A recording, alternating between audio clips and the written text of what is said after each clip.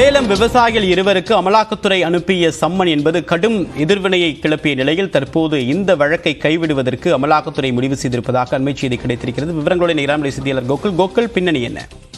சேலம் மாவட்டம் ஆத்தூர் அருகே இருக்கக்கூடிய விவசாயிகள் கண்ணையன் கிருஷ்ணன் என்ற இருவருக்கு கடந்த ஜூன் மாதம் அமலாக்கத்துறையிலிருந்து அழைப்பு ஆணை ஒன்று அனுப்பப்பட்டிருக்கிறது. அதன்படி கடந்த ஜூலை 5ஆம் தேதி அவர்கள் வழக்கறிஞர்களுடன் அமலாக்கத்துறை அலுவலக சென்னைக்கு அவர்கள் நேரில் ஆஜராக வந்திருக்கிறார்கள். அப்போது வழக்கறிஞர்களை உள்ளே அனுமதிக்கவில்லை என கூறப்படுகிறது. குறிப்பாக அந்த அழைப்பு ஆணையில் வங்கி கணக்கு மற்றும் ஆதார் அட்டை உள்ளிட்ட ஆவணங்களை கொண்டு வருமாறு மட்டும் தெரிவிக்கப்பட்டிருந்ததாகவும் இது எது தொடர்பான வழக்கு, யார் கொடுத்த புகார் போன்ற விவரங்கள் எதுவும் இல்லை என்று அந்த விவசாயிகள் தெரிவித்திருந்தார்கள்.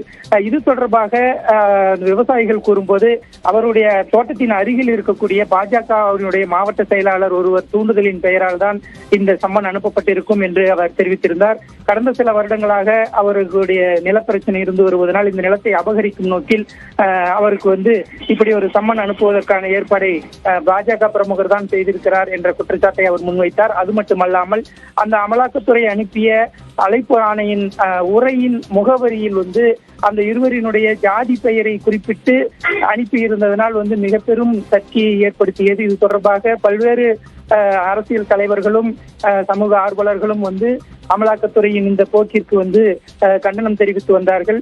இது தொடர்பாக நேற்று பாஜகவை சார்ந்த பாஜக மாநில தலைவர் அண்ணாமலை கூறும்போது ஏற்கனவே இந்த விவசாயிகள் மீது வனத்துறையில் விலங்குகள் வேட்டையாடியது தொடர்பாக ஒரு வழக்கு இருந்ததாகவும் அந்த வழக்கின் முதல் தகவல் அறிக்கையின்படிதான் அமலாக்கத்துறை இந்த சம்மனை அனுப்பியிருக்கிறது என்றும் தெரிவித்திருந்தார். இது தொடர்பாக நேற்று முன்தினம் விவசாயிகள் மீண்டும் சேலம் மாவட்ட காவல் கண்காணிப்பாளர் அலுவலகத்தில் ஒரு புகார் மனுவை கொடுத்திருந்தார்கள். இதுவரை நடந்த சம்பவங்களை எல்லாம் தெரிவித்து எங்களுடைய நிலங்கள் அபகரிக்கும் முயற்சி நடக்கிறது, இதை தடுத்து நிறுத்த வேண்டும், இந்த மாதிரி அமலாக்கத்துறை இவ்வாறு எங்களுக்கு சம்மன் அனுப்பி இருக்கிறார்கள் போன்ற விவரங்களை எல்லாம் தெரிவித்து மீண்டும் ஒரு புகார் மனுவை தெரிவித்திருந்தார்கள். இது தொடர்பாக சேலத்தில் மார்க்சிஸ்ட் கம்யூனிஸ்ட் கட்சி சார்பாக ஆர்ப்பாட்டங்களும் நடத்தப்பட்டிருக்கிறது. அவர்களும் தனியாக காவல்துறையில் புகார் தெரிவித்து வந்தார்கள்.